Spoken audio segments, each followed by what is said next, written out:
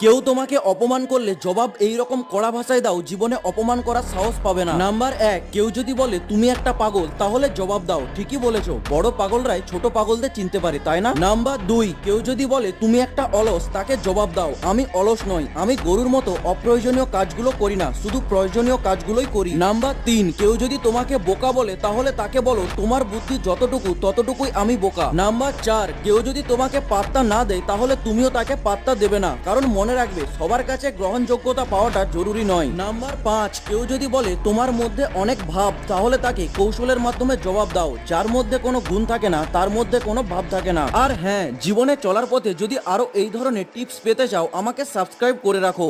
কেউ তোমাকে অপমান করলে জবাব এই রকম কড়া ভাষায় দাও, জীবনে অপমান করার সাহস পাবে না। নাম্বার 1, কেউ যদি বলে তুমি একটা পাগল, তাহলে জবাব দাও ঠিকই বলেছো, বড় পাগলরাই ছোট পাগলদের চিনতে পারে, তাই না? নাম্বার 2, কেউ যদি বলে তুমি একটা